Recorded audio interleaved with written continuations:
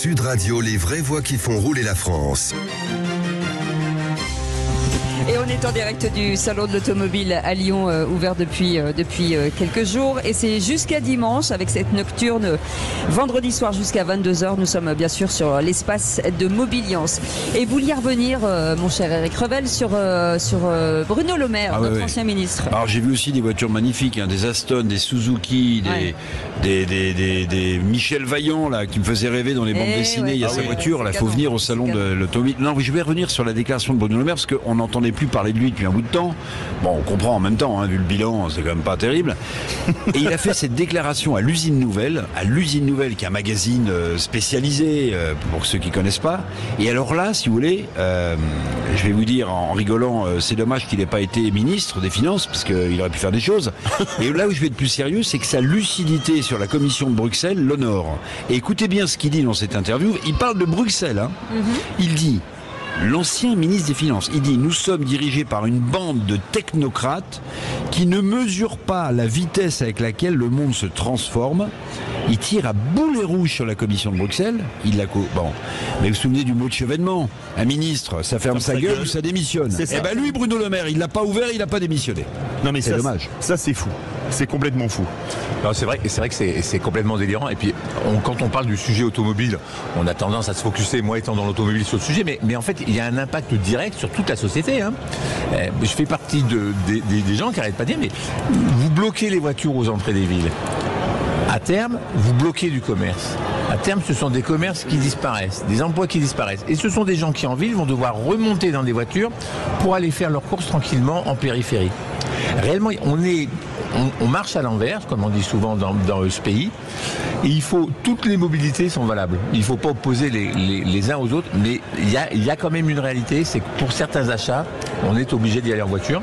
Et je suis tout à fait d'accord quand on voit des malus à 30 000, 40 000, 50 000 euros. 70 000 le plus cher. Sincèrement, est-ce qu'il y a un autre pays dans le monde qui a créé un truc pareil et qui est un pays en plus de constructeurs automobiles? Non, mais le problème, c'est que on va se poser une question pas politiquement correcte. Est-ce que la France est encore un grand pays d'automobile? On n'est même plus dans les 10 premiers producteurs automobiles mondiaux. Un pays comparable à la France, même superficie, 500 000 km², même population, 66 millions d'habitants. La Thaïlande produit plus de voitures que la France aujourd'hui. Pourtant, il n'y a aucun constructeur thaïlandais, ou alors qui fait des toutes petites séries. Bon, ils fabriquent là-bas évidemment beaucoup de voitures japonaises, notamment des Toyota, on va le dire, il y en a énormément là-bas. Mais comment expliquer qu'on ait pu descendre aussi bas? Mais moi, ce que j'adore en fait chez les politiques, c'est quand même, comme le disait très justement Éric Revel, Bruno Le Maire, qui prend l'air outré en disant ce que fait la Commission européenne sans jamais avoir rien dit. Et excusez-moi de vous le dire, mais quand même, Bruno Le Maire qui se moque des technocrates, c'est la poêle qui se fout du chaudron, excusez-moi.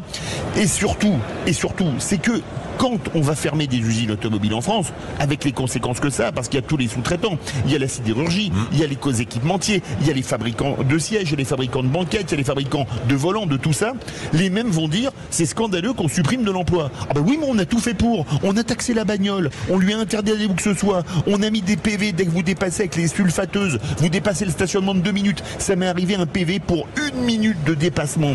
Vous vous rendez compte, 1 minute ça, de vous dépassement. Mérité, pardon.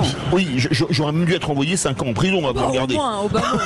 Mais on aurait rouvert Cayenne, même pour moi. Peut-être. Voilà, elle veut faire l'émission toute seule. Allez. Donc, faut arrêter cette schizophrénie de taper sur la bagnole et après de dire, ah bah tiens, ils ferment des usines en France. Ah bah si vous aviez pas eu cette politique, ils n'auraient pas fermé des usines.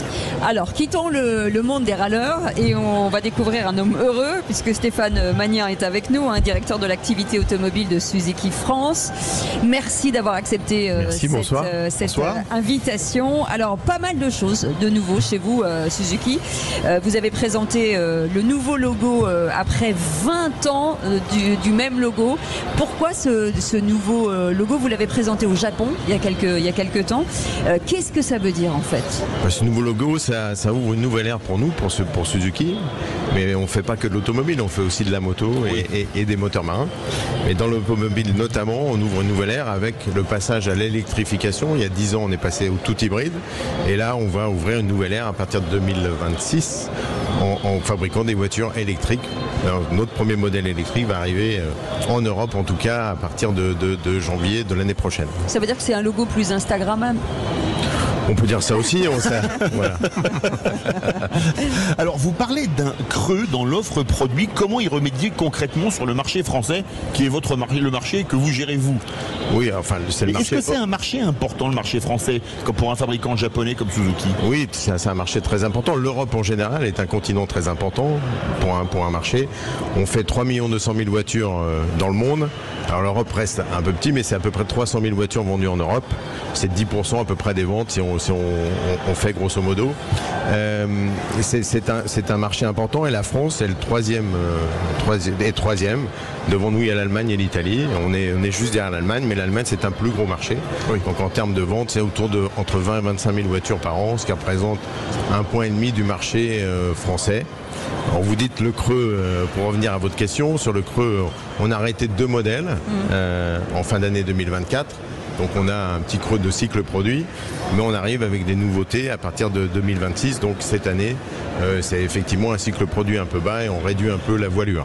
Alors on va parler de ces nouveaux produits, puisque vous, comme beaucoup de vos confrères, vous vous êtes mis à l'électrification. Donc l'e-Vitara, c'est le premier modèle électrique chez vous. Voilà, on a tenu à le présenter ici en pré-série sur le salon de Lyon et qui va être commercialisé. Très mignon, d'ailleurs, hein, voilà, il va être commercialisé à partir de janvier à mars. On va déployer ce nouveau modèle dans nos concessions françaises.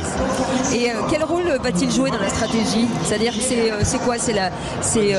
On va chercher une nouvelle catégorie de clients Tout d'abord, on va essayer de fidéliser nos clients, parce qu'on a des clients très loyaux chez nous. On renouvelle beaucoup grâce à notre fiabilité un peu légendaire.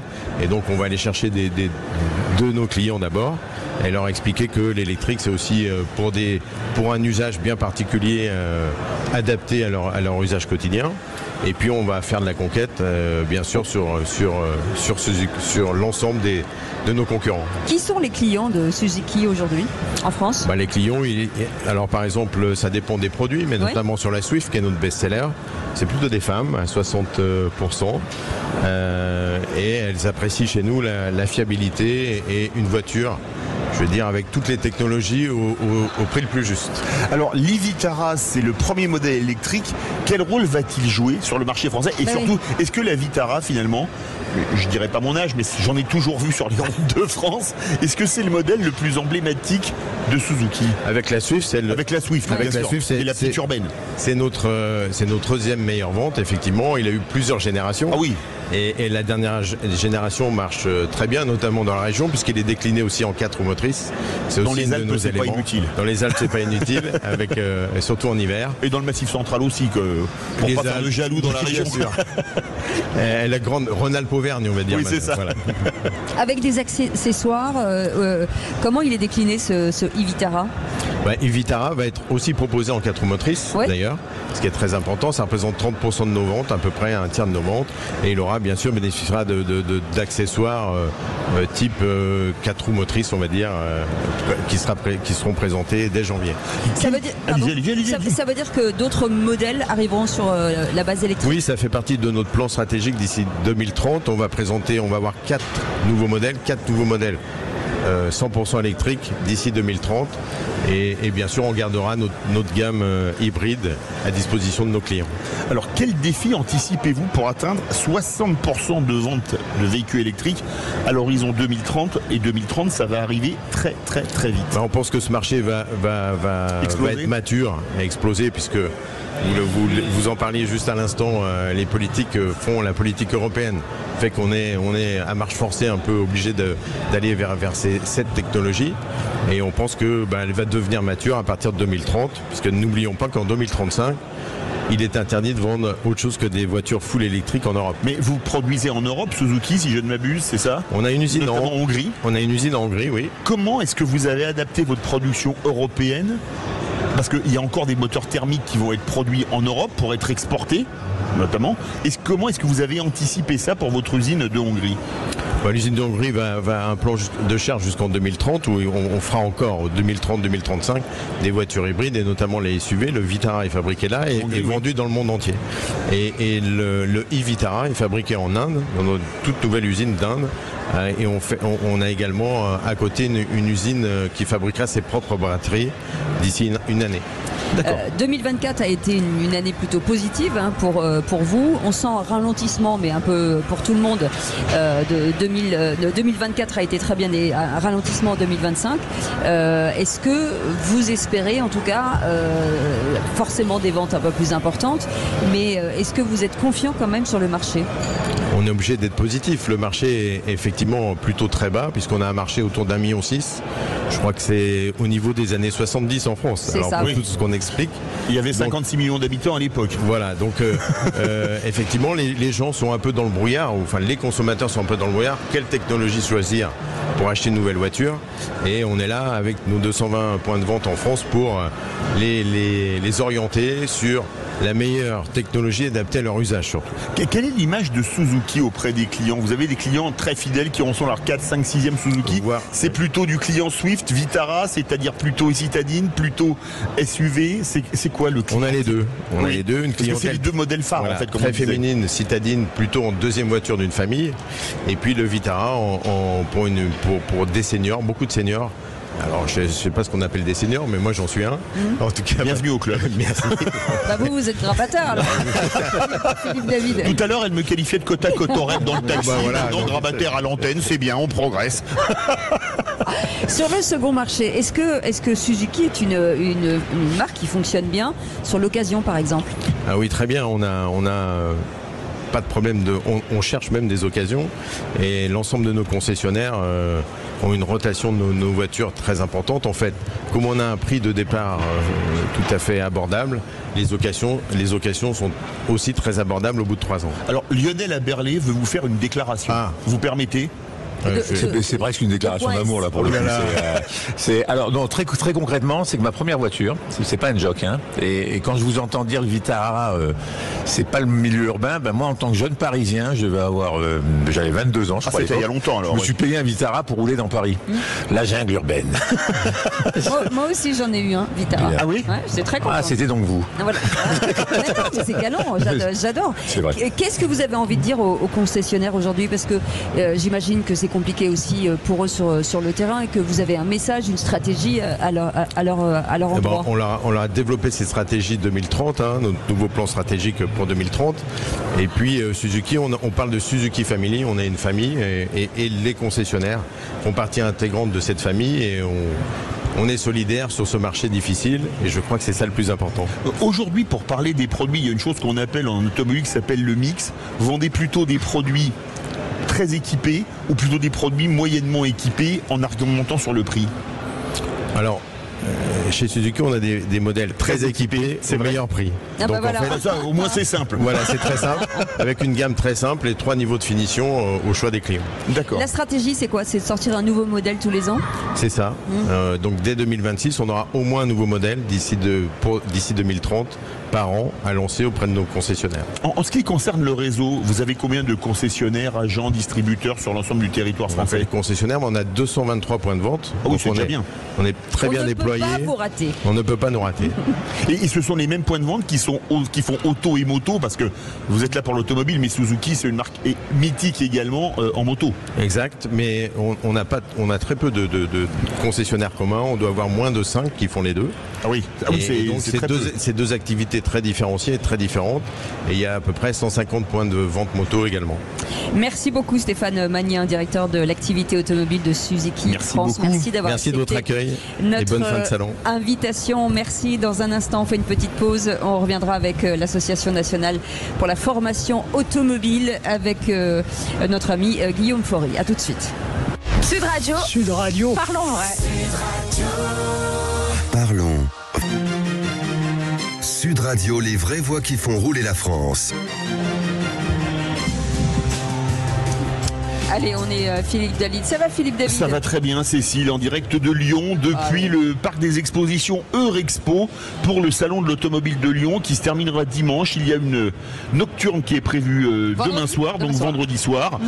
Et un salon où il y a beaucoup de monde, beaucoup de voitures pour monsieur et madame tout le monde, beaucoup de voitures qui font rêver et beaucoup de voitures de collection. Là on a une DS de 1955 là-bas en face de nous. Ça fait toujours rêver de voir ces voitures. Non, ça c'est François Alain. On a récupéré François Alain, que vous connaissez bien. Merci François d'être avec nous ici. Avec plaisir les amis, avec plaisir. Allez, Guillaume Faury est avec nous, délégué général de l'Association nationale pour la formation automobile, l'ANFA. Bonsoir, merci Guillaume Faury d'être avec nous. Vous participez largement, c'est votre travail, à l'attractivité des métiers aujourd'hui. En tout cas, l'ANFA participe en tout cas à stimuler cette filière, à donner la possibilité à des jeunes aussi d'apprendre et de connaître ces métiers de l'automobile. Tout à fait, c'est notre vocation de venir sur un salon comme à Lyon pour pouvoir évangéliser les foules. On est quand même sur des métiers, aujourd'hui on a quand même une difficulté, c'est qu'on est à la fois sur des métiers qui sont du manuel, qui sont quand même un petit peu décriés. En tout cas en France on a un petit peu du mal quand même avec ces métiers-là. Et en plus on nous dit à longueur de temps que l'automobile va mal. Et nous, dans les services automobiles, dans le milieu des garages, on a des emplois, on a des métiers et on a une vraie dynamique au niveau des formations. François Alain, vous avez démocratisé avec vos émissions ces métiers de l'automobile qu'on pensait ringards, sales, et en fait on se rend compte que ces émissions cartonnent. Oui, parce que justement ça rejoint ce que dit Guillaume, c'est qu'en fait il y a un vrai manque d'emploi dans ces métiers-là. Pendant des années, les jeunes qui allaient dans les métiers de l'automobile, je dirais tout ce qui est niveau CAP, BEP, etc., c'était un peu décrié, c'était même pas forcément très valorisant. Et ce qui est formidable, c'est que depuis quelques années, il y a beaucoup de jeunes qui rentrent dans ces filières-là. Et nous, c'est vrai que dans ces émissions-là, on a aussi, à notre manière, un petit peu insisté pour valoriser tout ça. Et notamment dans le métier du classique, donc des voitures de collection, qui évidemment a un petit côté un peu Madeleine de Proust, qui plaît à beaucoup de gamins. Et donc, on a à nouveau aujourd'hui des jeunes qui rentrent dans la filière automobile, notamment, et pas que, mais notamment par ce canal-là. Et c'est formidable parce que c'est des jeunes qui retrouvent le goût pour la passion, le patrimoine, le savoir-faire. Le savoir-faire. Et ça, c'est vraiment formidable parce qu'il y a vraiment beaucoup de métiers là-dedans. Il y a beaucoup de débouchés encore pour ceux qui s'y intéressent vraiment, alors qu'effectivement, l'automobile, en règle générale, est un métier aujourd'hui qui n'est pas au firmament. Alors Guillaume Faury, vous avez publié très récemment une étude sur les recrutements 2024 et les nouvelles sont bonnes, ça nous change un peu des infos de ces dernières semaines. Un éclair de génie. Ça fait du bien. La météo est bonne. Oui. On est quand même sur une dynamique de recrutement. Donc la précédente enquête datait de 2022 et ce sont quand même 55 000 embauches qui ont été réalisées en 2024 dans les services automobiles. Donc 20% de plus que la précédente édition, donc du coup c'est une vraie dynamique et on constate en fait ces dynamiques aussi sur ce qui a été dit par François au niveau de l'apprentissage et de la formation, puisque ce sont plus de 70 000 jeunes qui sont en formation chaque année.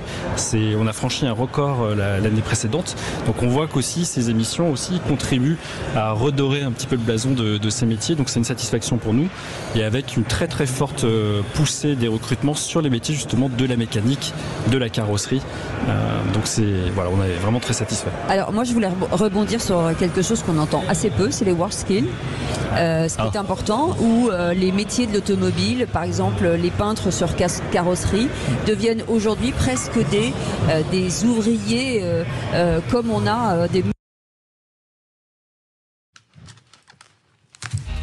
Ce sont des athlètes. Il faut aller voir à l'œuvre et les prochaines work skills vont... Des artistes. Et une vraie voix qui sont de nouveau repartis, qu'on va sûrement retrouver. Complètement en phase avec vous également. On a eu quand même un champion du coup avec une médaille de bronze au récent championnat d'Europe, les Euroskis, il y a 15 jours, dont la technique véhicule industriel, donc le camion. Et on a des vraies chances de médaille aux mondiaux de Shanghai en 2026. Donc on sera présent aussi à leur côté. Et donc merci aussi à Sud Radio de relayer ces informations-là, parce que je crois que la seule fois où on en a parlé à la radio, c'était justement ensemble, et c'est franchement pas assez médiatisé, pas assez relayé. Il faut qu'on mette plus à l'honneur ces métiers du manuel. Et quels sont les métiers qui recrutent le plus facilement et le plus difficilement ? Alors, je dirais que le plus facilement, on va retrouver quand même les métiers de la vente où c'est assez fluide. Les volumes sont importants, mais en même temps, c'est pas trop compliqué de recruter. Là, on a vraiment des points durs. C'est sur la carrosserie, ça c'est clair. Sur les métiers aussi des moniteurs auto-école, là, on a quand même des besoins aussi. Il y a quand même de l'attente aussi. Ne parlons même pas des examinateurs du permis de conduire. on va éviter ça ce soir. Mais voilà, si on devait brosser un tableau, c'est c'est celui-là, et avec une amélioration quand même par rapport à 2022. L'étude qu'on a produite montre quand même que même si un recrutement sur 3 est jugé difficile, c'est quand même important de souligner, c'est quand même mieux qu'il y a 2 ans où c'était 1 sur 2 qui était jugé très difficile. Donc ça veut dire que ça progresse quand même. Donc ça progresse, et l'image, on veut le croire, est en train de changer. Et la féminisation aussi, qui est un de vos enjeux, bien entendu, mais ça aussi, ça progresse. Alors tout à fait, ça progresse pas aussi vite qu'on souhaiterait, évidemment. Aujourd'hui, c'est un métier, un poste sur 4 qui est tenu par une femme dans la profession. Ce qui est pas mal déjà. Ce qui est déjà pas mal, mais parce qu'on a des métiers du front office ou de l'administratif où on a une prédominance féminine, mais ça peut s'améliorer. Non, ce qui est important de souligner, c'est que dans la formation, j'y reviens, ça fait 2 années de suite où on enregistre 18 et puis 20% d'augmentation des femmes dans ces métiers-là, et particulièrement justement dans la peinture et la moto. C'est assez notable. Est-ce que l'échelle des salaires est plutôt dans la bonne moyenne française, un peu au-dessus, un peu au-dessous ? Complètement, elle est plutôt bonne, voire très bonne, parce que la rareté de certains profils, notamment je pense à la peinture, fait qu'on est sur des niveaux de salaire qui sont quand même, pour des personnes qui sortent d'un bac pro ou d'un BTS, qui sont quand même de très bons niveaux. Alors ce qui est important de dire en plus, c'est que ce sont des métiers pérennes, je le dis souvent. À la fois des métiers pérennes et également non délocalisables. Oui. Et ça, c'est notre propre et notre différence par rapport à l'industrie. Oui, parce que amener sa carrosserie en réparation à Shanghai, ça coûte cher en essence ou en transport. Vous l'entendez, il y a un monsieur qui parle en même temps que nous, qui nous demande ce qu'on veut pour l'apéritif. Oui, on a bien compris. Dans quelques minutes. C'est quand même un métier aussi en pleine mutation, et c'est là que c'est intéressant. Ça veut dire que on se transforme, on apprend des choses, on fait évoluer la profession vers de nouvelles technologies. Donc ça n'est pas un marché en tout cas qui stagne. Complètement, c'est un métier, vous le dites très bien, en pleine mutation. Et la transition énergétique, elle nous frappe évidemment avec l'électrique. Donc nous, je dirais que la filière, elle est prête. On a créé les diplômes qui vont bien, les cursus de formation qui vont bien pour accompagner cette transformation-là. Après, il faut que le marché prenne aussi. Et aujourd'hui, la part dans le parc qui est de l'ordre de 2-3% d'électrique, elle est encore pas assez importante pour que ça développe vraiment assez l'activité. Mais est-ce que vous formez par exemple des mécaniciens qui sont formés à la fois sur le thermique et le mécanique pour pouvoir réparer une voiture hybride de A à Z? Complètement, et je dirais que c'est tout l'intérêt aussi de nous rejoindre, c'est qu'en fait, avec finalement cette échéance de 2035, on ne sait pas si elle sera maintenue ou pas, peu importe, c'est pas l'objet, avec un parc qui est aussi âgé qu'aujourd'hui, on va continuer à réparer du thermique bien au-delà des 2035. Oui, c'est sûr. Donc il y a besoin de cette double compétence, et c'est extrêmement intéressant pour des jeunes d'être sur les 2 sujets. Quand on voit la DS là-bas, la dernière est sortie de chaîne il y a plus de 50 ans, donc il y a encore des besoins pendant quelques années pour les voitures thermiques, ça c'est clair. François Alain, vous qui êtes un ambassadeur de tous ces métiers, est-ce que l'orientation au sortir de l'école n'est pas à réajuster sur ces métiers? Mais je pense, parce qu'il y a effectivement, on a été plusieurs générations sur lesquelles les métiers manuels ont été malheureusement dévalorisés. Aujourd'hui, il y a, on parlait de la mixité, parce que c'est un des sujets dont on a parlé ce matin ici au Salon de Lyon. Ça progresse, c'est lent mais ça progresse, et il y a aujourd'hui des jeunes femmes qui sont dans les métiers, je dirais, de la carrosserie et de la peinture et de la mécanique, ce qui n'est pas évident parce qu'il y a beaucoup de femmes maintenant, heureusement, dans différents métiers de l'automobile comme la vente, etc.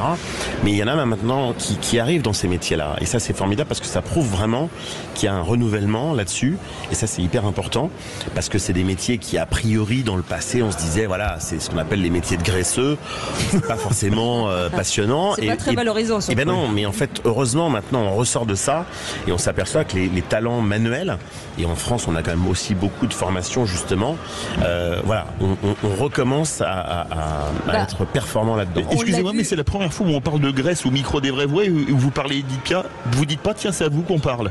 La première fois que ça arrive. Non, parce que la France le sait. C'est ce qu'on a vu avec Notre-Dame, en fait. On a vu le retour des vrais artisans. Des métiers, on a un vrai savoir-faire en France, on va pas se mentir, et donc c'est vrai qu'il faut l'exploiter parce qu'on a toute cette tradition de l'artisanat dans plein de domaines, et notamment dans l'automobile. C'est aussi pour ça que l'automobile de collection fonctionne à fond, parce que c'est aussi une manière de se faire plaisir en plus de la voiture usuelle de tous les jours. Et dans tous ces garages-là, aujourd'hui, il y a de plus en plus de jeunes femmes qui viennent et de plus en plus de jeunes grâce à ces nouvelles formations qui sont revenues au goût du jour. Et tant mieux. C'est vraiment formidable et c'est pour ça que tous les organismes comme celui de Guillaume sont ultra importants parce que c'est ça qui pousse et qui met en valeur. Puis toutes les écoles type Garac et tout ça, évidemment, c'est essentiel. Alors Cities est un réseau national d'autopartage. L'autopartage, ce sont des véhicules en libre service 24 heures sur 24, 7 jours sur 7. Que ce soit pour des particuliers ou des professionnels, nous sommes en compagnie de Manon Gaudry, chargée du développement territorial Cities en Auvergne-Rhône-Alpes. Bonsoir. Bonsoir tout le monde. Bien près du micro. Alors déjà, qu'est-ce que Cities? Présentez-nous Cities. Oui, eh bien Cities, comme vous l'avez dit, c'est un réseau national d'autopartage français. Pour la petite histoire, en fait, on a commencé à être créé à Grenoble dans les années à peu près 2000 et en fait il y a eu plusieurs initiatives qui se sont créées à peu près dans le même temps à Lyon, Strasbourg, Marseille et toutes ces initiatives ont décidé en 2002 de créer ce réseau. Donc on appelle FAP, France Autopartage. Et c'est majoritairement des coopératives d'intérêt collectif. Alors, je ne sais pas si vous connaissez un peu le terme et le principe. Mais c'est les coopératives, c'est des entreprises en fait qui sont là vraiment pour l'intérêt collectif. Donc il n'y a pas de dividendes, tout est réintégré dans la structure. Ce sont souvent des salariés qui tiennent ces coopératives. Oui, effectivement. Dans notre structure, nous avons 3 collèges. On a le collège des usagers, des salariés, des collectivités et on en a même un 4e, les entreprises sur le secteur de la mobilité. Donc on œuvre tous ensemble pour le même projet qui est le bien-être de tout le monde. Aujourd'hui, où Cities est-elle présente? Oui, alors sur la France, on est présent dans plus de 250 villes, dont notamment 130 gares. Et puis pour la région plus précisément, sans compter exactement, sans compter Lyon parce qu'on est 2 structures indépendantes, même si on reste un réseau. Donc sans compter Lyon, on est présent dans 86 communes, dont 30 gares SNCF, dont la dernière Cluse qui arrive ce week-end. Alors quels sont les axes de développement de Cities aujourd'hui? Oui, les axes de développement, donc j'en ai un peu parlé, donc c'est les gares SNCF. Oui. On a vraiment pour but de mutualiser les transports en commun parce qu'on le sait aujourd'hui, il y a une voiture passe 95% de son temps à l'arrêt. Donc nous, ce qu'on souhaite, c'est un chiffre de l'ADEME, c'est énorme. Comme Philippe David. Donc effectivement, le but c'est de mutualiser tout ça et ce qu'on veut c'est faciliter cette transition pour tout le monde. Donc on se met majoritairement en gare SNCF et en dehors de ça, on essaye quand même de renforcer toute notre flotte dans les villes de plus de 25 000 habitants et de s'implanter dans les villes de plus de 6 000 habitants. C'est sympa, je trouve. Vous en pensez quoi, vous, de Cities? C'est une bonne opportunité, peut-être? Moi, j'ai chargé l'appli. Et je vais essayer, mais ça a l'air très prometteur. François Alain, toutes ces nouvelles mobilités, toutes ces nouvelles applications de mobilité. Moi, je fais partie de ceux qui pensent qu'effectivement, les mobilités doivent se compléter et non pas se concurrencer. Je fais partie, c'est pas un scoop, je fais partie de ceux qui pensent que le tout électrique en 2035, c'est à la fois complètement débile et complètement surréaliste et complètement à côté de la plaque. Je pense que l'avenir de l'automobile, il est pluriel, comme le passé. Il était déjà pluriel avant, il faut qu'il soit pluriel pour plein de raisons cumulées. Voilà un point de vue singulier. Qu'est-ce que vous apporte d'être sur le salon de Lyon, Guillaume Faury? Ça apporte de la visibilité à nos métiers. Je dirais pas à nous, mais effectivement à ces métiers qu'on voit pas assez. Et nous, notre boulot, c'est notamment, je pense au week-end, à la journée de demain avec la nocturne, c'est de sensibiliser, de montrer le plus possible sur notre stand tous ces métiers qui parfois on connaît pas, et surtout avec notre super borne interactive Job to Move, pouvoir intéresser les gens. Il y a quand même 8000 postes aujourd'hui à saisir sur la France. Surtout que ce sont des métiers à forte valorisation ajoutée, voilà, merci. Comme quoi la preuve que j'en ai une. Pour la reconversion aussi, c'est ça qui est important. Mais complètement, on touche tous les publics. On a parlé des jeunes à travers de la formation, mais on vise bien entendu le grand public. Et pour vous, le Salon de Lyon, c'est important pour Cities?